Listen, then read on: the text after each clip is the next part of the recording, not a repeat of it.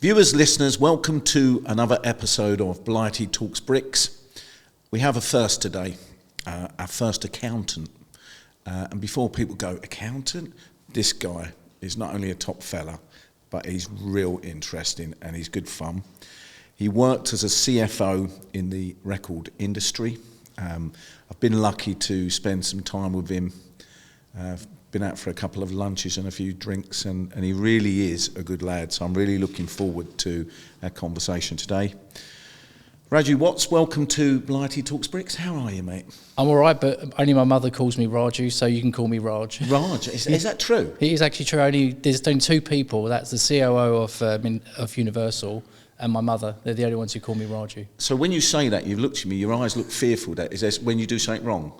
Yeah, sometimes my kids will say Raju if I'm not listening. So then I definitely take attention. Yeah. Lovely to have you on.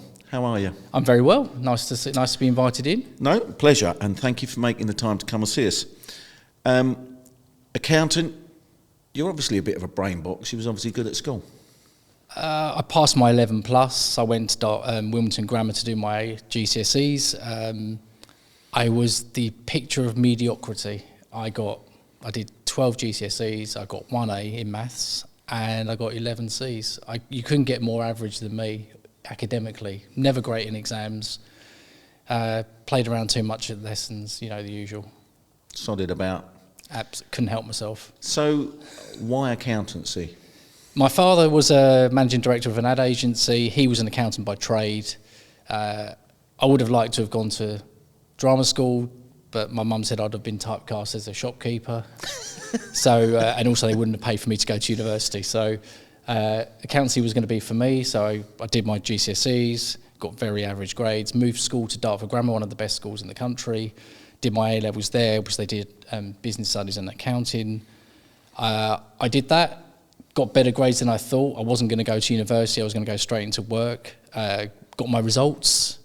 They were a lot better than even they had anticipated. One of the A-levels was my accounting A-level, which my teacher and my father taught me in 6 months. Really? And that turned out was my best grade. So I knew, maybe I would be quite good at that. So I'm getting the impression you like school.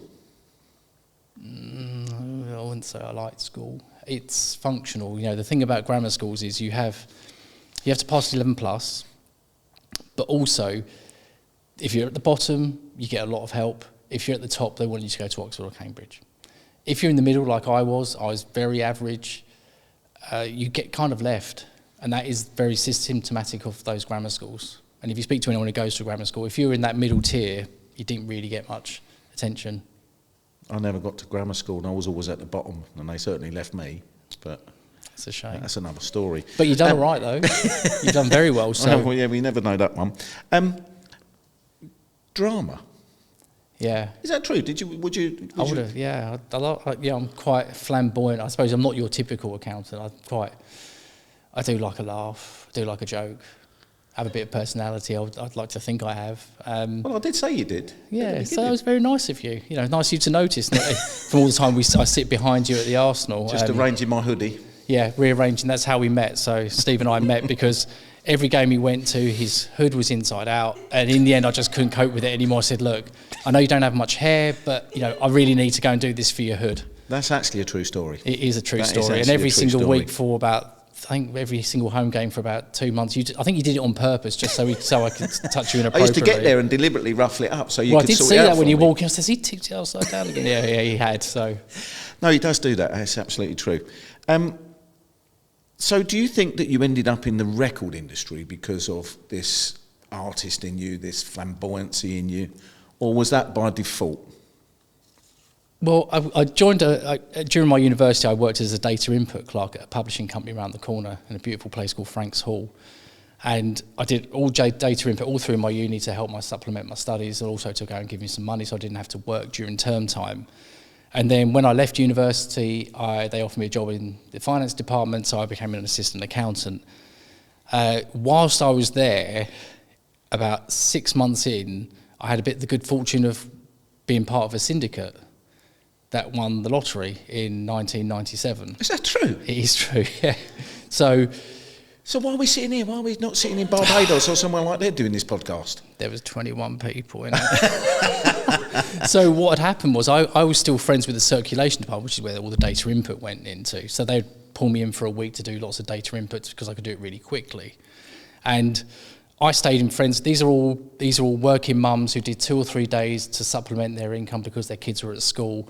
All the lowest paid people in the whole company. And then I continued going in the syndicate with them, and then I get a phone call on a Sunday, saying, have you checked your numbers? Now, the night before, I was still paying my student debt off. We drove all my friends for petrol money, which is what you did in the 90s. Yep.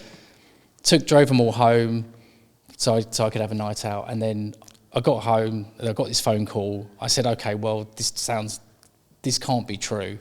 She said, call me. I said, where's the person from the lottery? They went, oh, they're right next to me. So she goes, oh, we can't tell you how much you've won. I was like, right, okay. I said, give me 10 minutes. So I was at my friend's house for lunch, and I rang my mother up. And I said, Mum, I got a file of facts. That's how long ago it was. And I said, if you look at the back, don't look at anything else in there. And I said, there's a printout of all the lottery numbers. So my friend went to teletext, because those are the days before internet. And he said, tell her to say the number 9 and 13. So I said, read the numbers. So I wrote the numbers on a Post-it note, and my friend had written it on a Post-it note, and then we compared it. It was like, oh, that's 6 numbers. Happy days. So they said, can you come to the office on a Sunday afternoon that we can discuss it? And they said, we can't tell you how much you've won yet, but we think it's going to be 4 tickets winning, and there's 21 of us.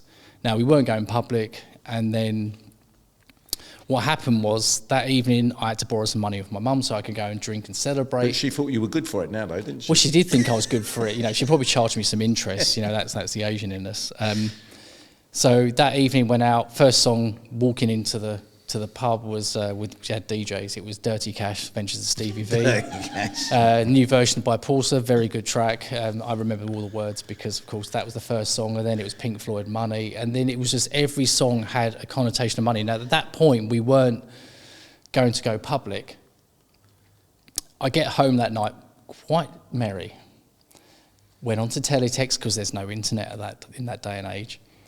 Put the page number in, and it says confirmed 4 tickets. So I put my calculator out, and I said to my mum, this is how much I've won. Now, in 97, there was a one week at the lottery where I think they had about 50 winners because it was all birth dates. So, right. So I worked out at worst it would pay off my student loan. That's all I wanted. I was so happy for that. And of course, when I put the numbers in, it was a lot more than that. And then we got a phone call in the morning to say you've got to come into the office on a Monday. Someone's leaked it to the Sun. Went to the Sun, did it? Someone did, because they said I haven't got my money yet. This was Monday morning, so we had to go public. I was in the papers, and then ironically, the following weekend we were on Lottery Live. Really? With Dale Winton, and they interviewed me on there. What are you going to do with your money, Raj? I said, I'm going to pay off my university debts and go around the world, Dale. That's so if you ever look in 1997, Katrina and the Waves were singing the song for Eurovision, right, where they were going to choose. It was Right Said Fred and Katrina and the Waves. And Katrina and the Waves actually got picked for the Eurovision. Right Said Fred. Yeah, they were an interesting group. So that's it. We went there, went on TV. That night we went to a nightclub called Mallory Stacey's, which was on Hanover Square, which was one of the best nightclubs, called Massive Queues. I went to the front and said, look, I've just been on the TV. He goes, that's the best excuse. And then every week from there on, we got in straight to the front every time. I said, I've got money to spend. I was young. So, two questions at Loom. Was there anyone that left the syndicate? One person, Terry, I never forget it, that month, his mother worked there. So he got a job. Why are you laughing? He pulled out the syndicate. Did he really? That month. It was It was £4 a month. And he pulled out, and his mother was in it. So, of course, on one hand, I was very disappointed, upset for him, but then I realised that 22 people, as opposed to 21, would have meant less money for me. So it was. So how much did the syndicate win?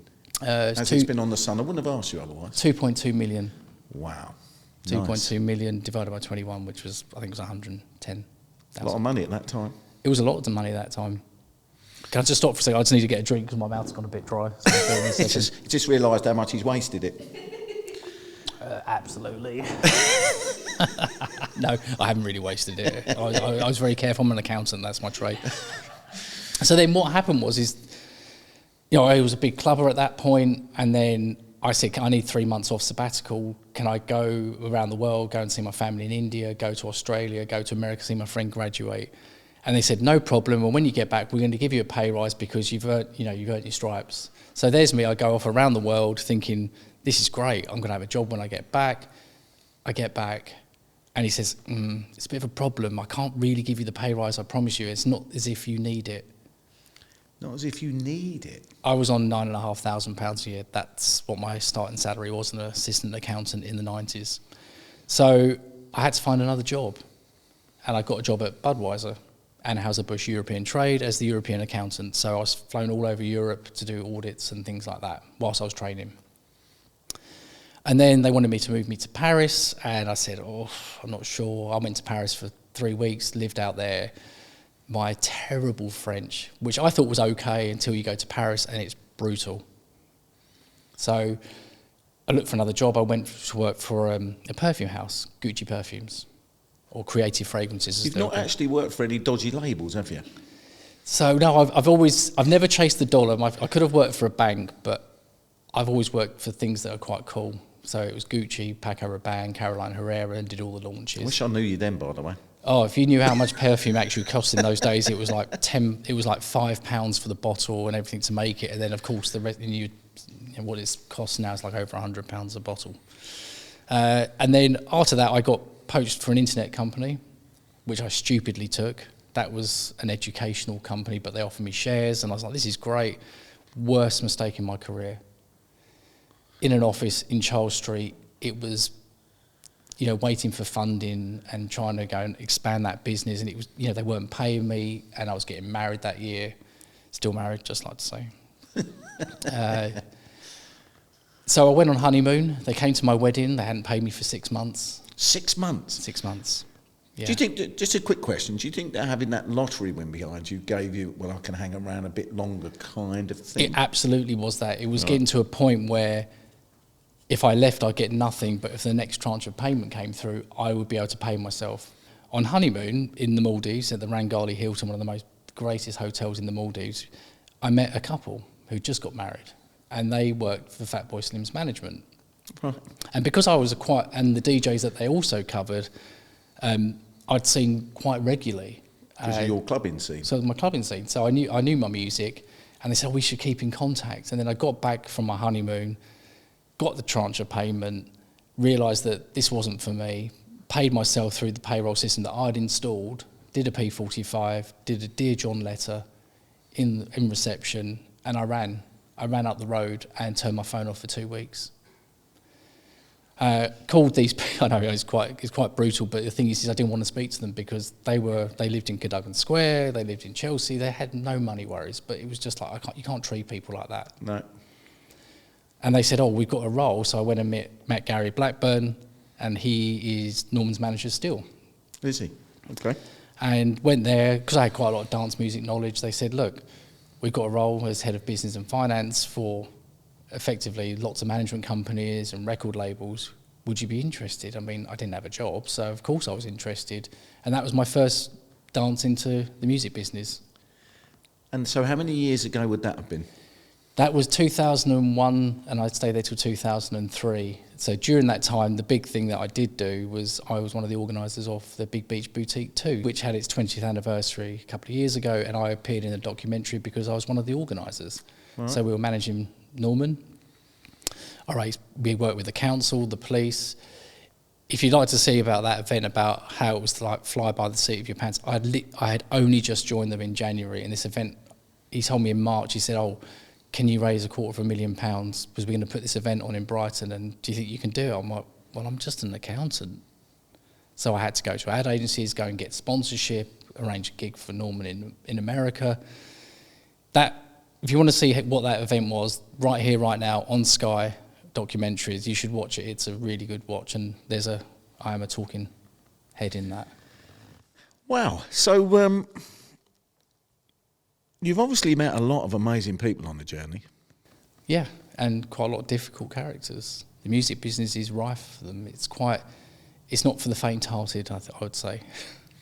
Is it a good industry? It's better now where they are more protective of staff, but in the noughties, it was fly by the seat of your pants. You were doing pants. You fly by the seat of your pants. You wouldn't just do one job as an accountant. You'd have 5 or 6 different jobs. Yeah, from going out and trying to get sponsorship. That's not my job, and then setting up systems, paying people their expenses, which is normal accounting stuff. But then it's arranging events and things like that. An amazing experience, a real life changer for me because I loved it. You know, I love dance music, so for me it was one of the, 2 really good years. And then at the end of it, they made me redundant. I decided I wasn't going to go back into the music business. I said I'd had enough of it. It was brutal, 60, 70-hour weeks and a 3.5-hour commute there and back. And you said you wasn't going to go back into it. You did, but why?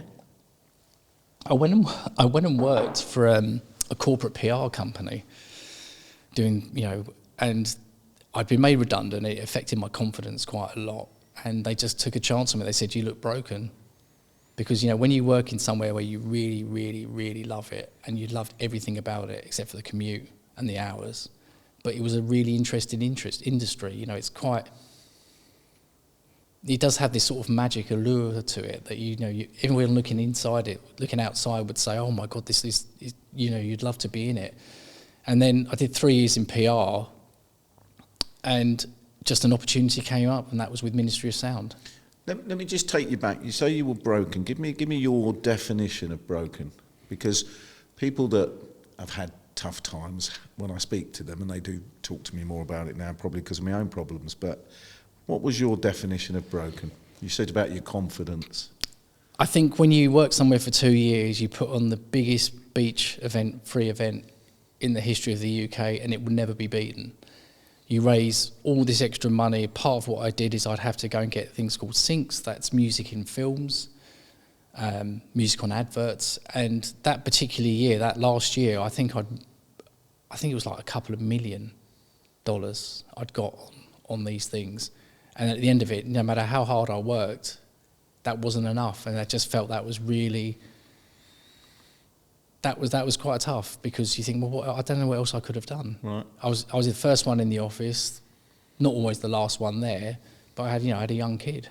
Yeah. I had a new daughter. And so you say your confidence, you just felt, you know what, I've given it 110%, we've done really well, and now I'm out of a job. And what was it for? The effect on your mental well-being, going to late night gigs when you've got a young kid. You don't know what else you could have given. So it's almost the ungratefulness of some of the things you do, and some of the things where you've gone the extra mile. You're on call whilst you're away on holiday, and it was for nothing. I look back on it very fondly, but the end of it was pretty tough. You said something there about a company gave you a chance. Yeah. How did that come about?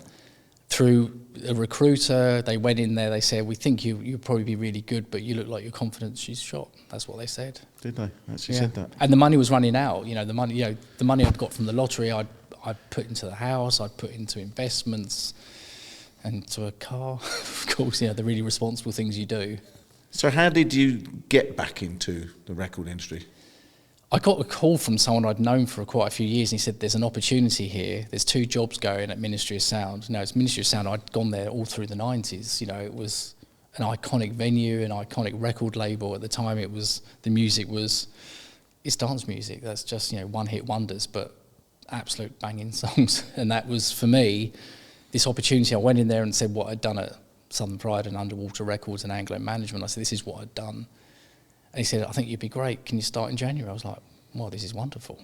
So I did that, and enjoyed it. It was tough. These independent labels are tough. In what ways? What does tough mean to? There's no off switch. when you were working for a company like Ministry of Sound, it wasn't just the records, because obviously I worked my way up from recordings controller to group financial controller to finance director, then finally to the CFO for my last 3 years there, then sold the business to Sony.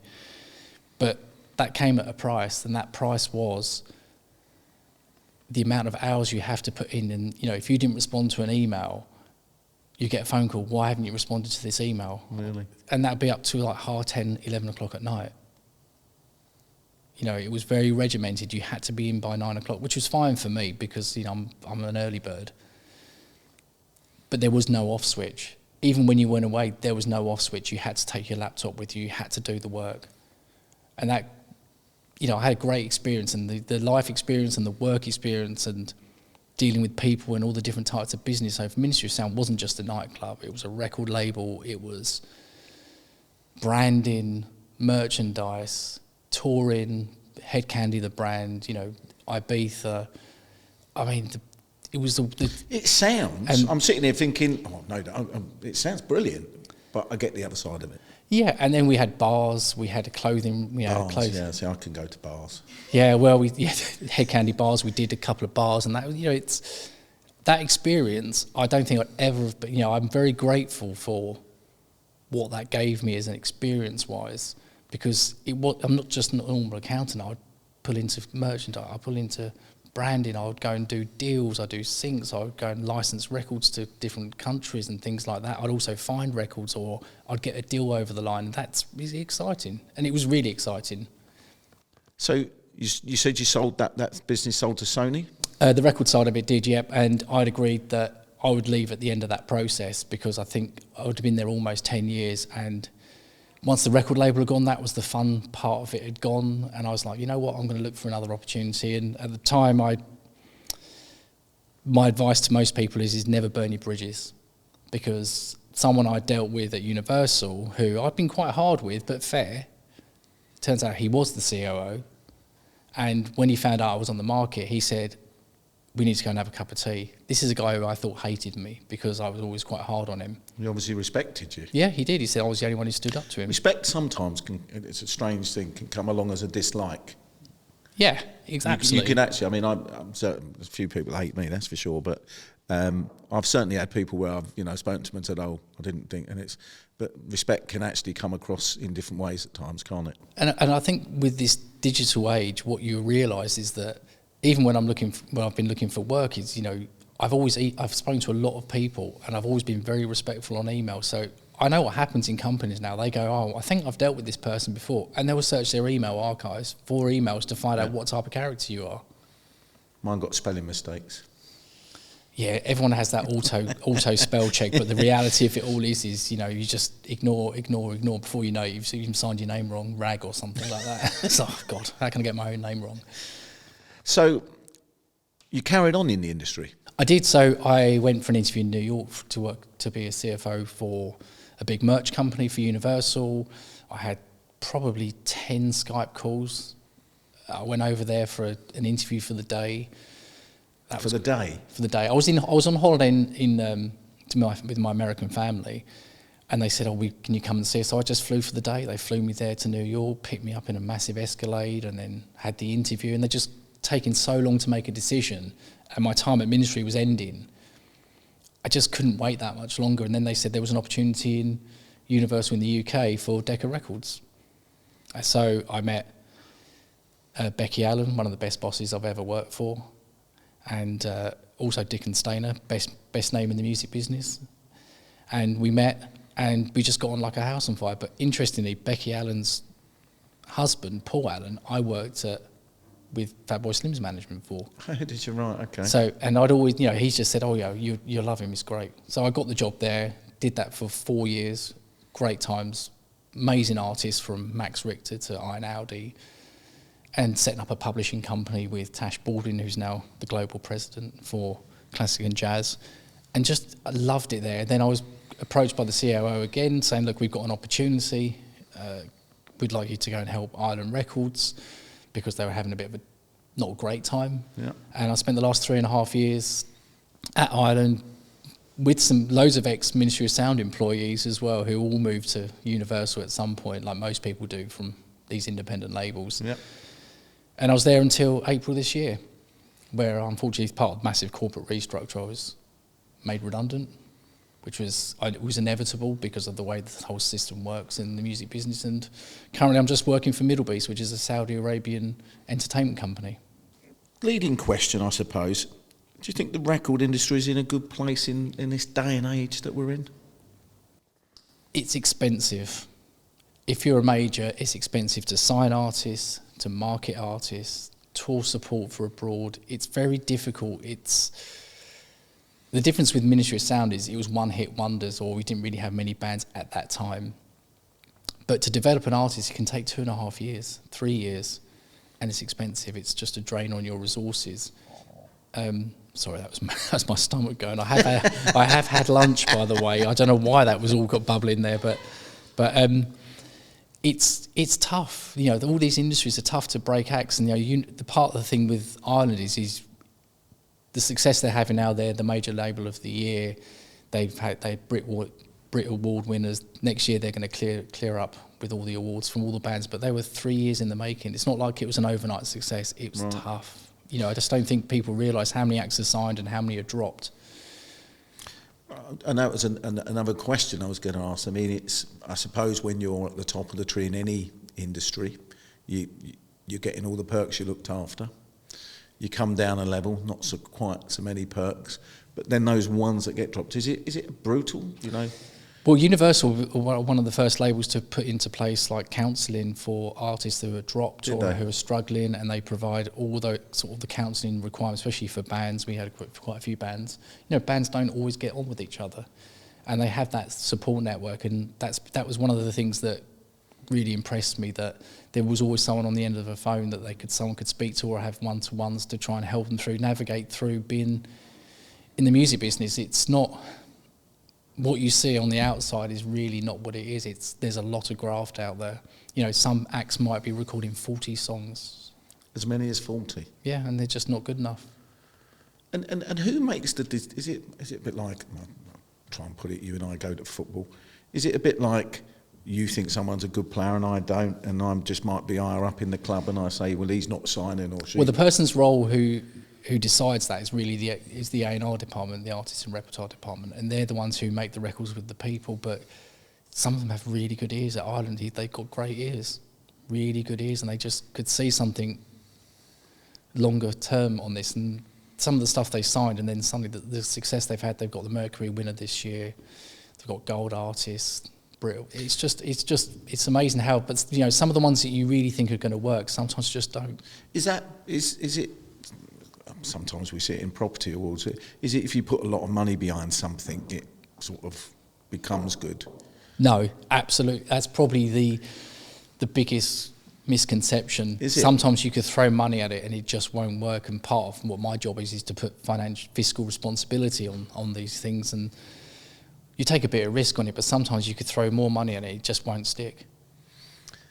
It's surprising. Some of the things that are really successful are some of the things that have spent the least amount of money on. Is it? Yeah.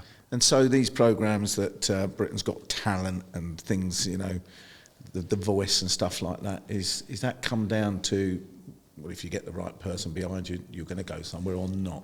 I mean, even now, there's no guarantee on it, because, you know, people on The Voice, all of these, you know, some of them have done session singing, they've done writing. It's brutal. You know, the best singers are not always the best artists.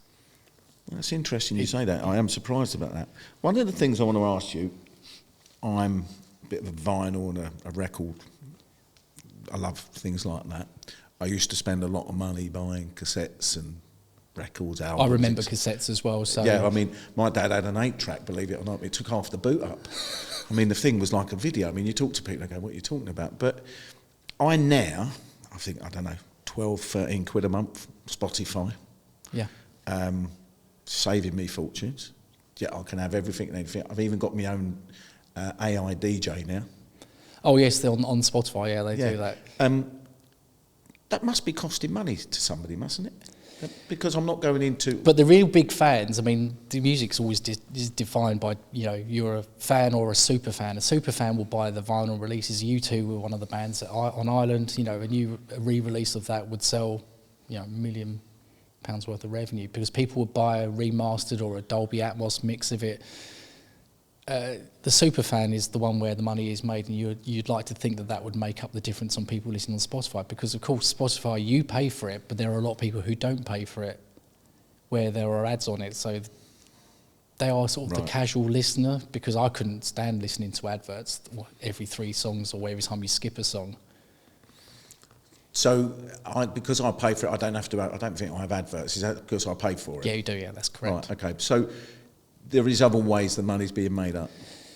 There is. I mean, the whole thing about is fan engagement, and also trying to capture those super fans who are probably 5% of the market, but they will spend 80% of the money you can get in, from T-shirts to posters to merch. Right. And royalties, are they still? I mean, once upon a time, I think, I can't remember, I'm going to get the figures wrong, but I think Paul McCartney was earning something like £1 a minute or something stupid like that from royalties. See, if you want to make money in the music business, you have to write your own records. That's really the only way to make the best of it. Or have a massive load of success, because the biggest way to make money quickly is have a song that's put on a TV advert or on an end credit song on Sync, or a starting song in a film. That's the big ticket items. But also, you've got to stream a lot to make the same revenue up. There's a revenue gap. Music. I mean, we like our football. I hear this term all the time, sports washing, buying football clubs, buying golf, buying this, buying that, to actually get political views across. Is the music industry a victim of that? Partly because you had people buying people's catalogue and they were buying their royalty stream.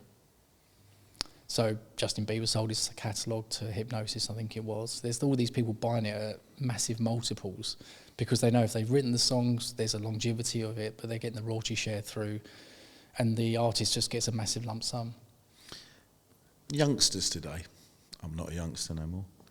Join the club. I see the government, I do love British governments, not. The government are talking about banning youngsters from smoking. Do we need to censor records even more so? As we mentioned at the start, I think if you ever listen to some of those 90s songs, I think you're probably going to realise how disgusting those lyrics are, or what they actually mean. And kids are singing all these songs in the 90s, the noughties, the 10s, and not realising what they actually mean. And they're still played during the day, but they are not great lyrics. I mean, they are about sexual acts that young kids are singing the songs. I mean, I make Kelly's Milkshake. We all know what that's about. Well, I know what that's about. Well, I didn't until you told me off air earlier. But. Yeah, I only found that out recently, so maybe I won't be singing that one out. But I think songs are censored when they go on the radio. You have to have a special radio edit which has all the swear words out. But the lyrics aren't really censored. And if you actually know what they are talking about, I mean, I've always been a melody person, but some of the lyrics of some of the songs and what they are talking about, and when you realise it, you're like, didn't even know that. And that's pretty much for every song that I really like. Then you find out it's about this or about that, and you're like, I had no clue, because I just like melodies. It's interesting, isn't it? I think, I'll probably send you a list at some point. You're probably going to be like... I'll probably think, have I been singing that for 20 years and I didn't realise? Oh, absolutely, you will. I will guarantee you will be shocked, and you probably won't be singing a lot of those songs again. Really? It's different in the 70s and the soft rock, and that's the great thing about the music business, is that when I joined Decca, I had a real mutual appreciation of older sort of music. So I'm quite a Rolling Stones fan. Obviously, that was Decca Records, and same with Tom Jones. But when you're working on those and you've listened to those songs for years, and then you find, I got all the nice box sets. The big. What's the album? And there's. I'm trying to think of what it's called. You can cut that. I'm just trying to remember what it's called now. It's all right, we've got time. It's because the cake was made by Delia Smith, and no one knows that. Oh my God, what's the name of the album? I've got like 3 box sets of it. It's a cake. Nope, it's gone. I completely forgot, so we'll forget that one. That's old age. But anyway, one of the Rolling Stones albums, the design was actually by Delia Smith when she was an up-and-coming cook, so I can't remember what it is. I want to take you, you mentioned the Rolling Stones. You've obviously met a lot of very famous people. Who is the best one where you've just actually gone, do you know what? It really surprised me. You meet someone. They always say, never meet your heroes. I've not had that experience. It's been the opposite for me. I have been lucky to meet a lot of really, I would say A-list, but I get really embarrassed. So, Why do you get embarrassed? I don't know. I'm just a average normal person. But one of the big artists that I've met, who's probably one of the nicest people I've ever met, was Jeff Goldblum. We did a jazz album with him for Decca Records because he's a jazz pianist. And I didn't know he was a jazz pianist. yeah, he's good. I mean, it's a nice album. And he came in. They heard that I had a bit of a man crush on him. So there's me sitting in my office, and he comes in and goes, "Oh, you must be Raju." He doesn't like silences. You are into drama, aren't you? A little bit. Maybe a little bit. Just a little bit. And he doesn't like silences. So when he speaks to you, when you're talking to him, he will hum. He'll hum? He'll hum. Like, Oh, really? Did you not think he's bored of me? Well, I kept talking and he kept answering back. So, we were in there for 20 minutes in my office talking, had some photos. I went bright red, of course, and then I went to Saudi on business in July, and I'm in the BA First Lounge, and there he is. And it was the 5th anniversary of him doing Glastonbury on that day. We made him do Glastonbury at the West Holt stage, and on a Sunday morning. What do you mean you made him do it? We didn't want to do it. He was like, "Oh, I don't know if I want to do it." But we got him to do it. He came over. He did West Holt's. I think it was 10:30 in the morning, the first session, thinking there's going to be like 5,000-6,000 people at West Holt's. We went backstage and he was very nervous.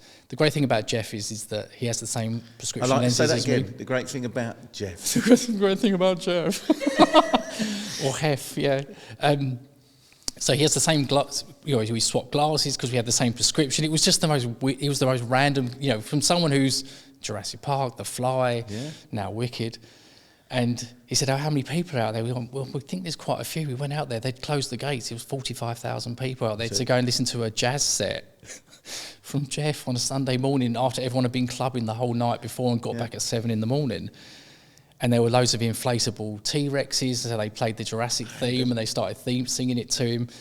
Probably one of the best experiences of my life. That was just a magical moment, and he's just a very normal person. And I met him in the first class lounge, and we spoke about it, and we had a drink together. It was really nice, and it was just nice to someone to see you as outside of work. And I don't work for Ireland anymore, Decca anymore. But it was just like a normal. It's just, most of these people are very normal, and it's just normal questions, and you think you can put some of these artists on pedestals, but they're just normal people, and they just want to speak normal things. Well, we've got to touch on one thing. You mentioned where we met. You sat and looked at my dodgy hoodie and my back of my bald head, and then it was quite shiny. It was quite shiny. You probably should have had some powder on it, but I didn't want to put that. I quite like it shiny. I did bring some powder with me for one time, but I decided not to. You started bringing sweets. That worried me as well. My mum told me not to take sweets from strangers. I have a confectionery problem. I've always had a confectionery problem. That's my big vice. Well, let me just touch very quickly on Arsenal. Would be unfair not to. How do you think we're going to do this season? As we're recording this, we've just come back from a good victory in Lisbon. Best 2 games of the season we've had so far. I hope we can push on. I don't think Liverpool are going to last the distance. I think they've had a very favourable. And, players are going to be leaving in January. They're going to sign somewhere else. Trent will sign for Real Madrid. I think they'll lock down Salah and Van Dijk. But, they've not had that many injuries of their first team. We've paid the price with our injuries. And I'd like to say 3rd time's a charm. That's what I'd like. I think I'd probably be in pieces if that was on the last game of the season. If we win the Championship, I will probably bawl my eyes out. Luckily, I've got to sing it on my own, not with any of my wife or kids who'd probably laugh at me for that. They're not massive sports people. Well, listen, if we end up winning anything, trust me, I'll be crying. Me and you both. Well, listen, we can do that. I'd like you to continue sorting my hoodie out for me. Yeah, well, the weather's good enough for this, so we'll be fine. Yeah, well, I'll probably be woolly out the weather we're going into. You mentioned the word normal people. You're not normal, but you are lovely. And I love lovely human beings, and you're one of them. Oh. I'm gifted, I know a few. I said to you, time goes quickly. Mate, I could sit and talk. I didn't know half of this either. I mean, this has been. Oh, is this it finished? Well, yeah, we have a time frame, and I told you it goes quickly. Oh Jesus! I'm just looking down there and thinking, oh my God, I didn't realise I've been gassing through. But interesting. I just wanted to say something about the Rolling Stones. Why it's quite close to me as well, because Keith Richards went to Wilmington Grammar, and Mick Jagger went to Dartford Grammar, and then when I came to work for Decca, it was like full circle for me because. You know, I met Mick Jagger's parents when I used to do talks at the Dartford Grammar School when I got my job at Ministry of Sound to help people with their careers. The one thing I would say is I help everyone. I'm kind of life's full of givers and takers. I've always been a giver. I can't help it. I'll always try and help someone. And I've always mentored young people in the industry to navigate it because it is quite hard. And so, you know, everyone used to nickname me the work dad because I'd sort their finances out, their life insurance, their mortgages, the cash flow, fines from the HMRC, all those things. I'd help people because I just feel like a father figure to a lot of people, and that's what I've really enjoyed about the last sort of 6-7 years. I've got some bad news for you now because I'm going to send you an email now because you can help me out with other stuff other than me hoodie now. Oh yes, well I have helped a little bit on the other stuff, yeah. Like I said, I like to help people. I don't know, I've always been like that. I think it's probably from my late father. That's kind of where I got it from, that work ethic, but also that ability to help people who might need help. I've always done it. Well, I said to you that you're a lovely human being. I knew that when I met you. I also said when we sat down, I enjoy your company, and I do. You're a great guy. Really enjoyed it. Mate, we could sit here and natter for hours because I know that you've got so many lovely stories there. Thank you. Thank you very much for your time. Thanks for coming on. That's gone a lot quicker than I thought. I didn't realise I could talk that much, but I've drunk a whole glass of water. Well, if you want, I'll buy you a quick beer. Oh, maybe. Right. Not after last time, at the end of the last game of the season. We won't mention what happened on the last game of the season, but yeah. It must have been something you ate, mate, made you go all squeaky. I think the problem was it was something I hadn't eaten. I came in peace, but I left in pieces.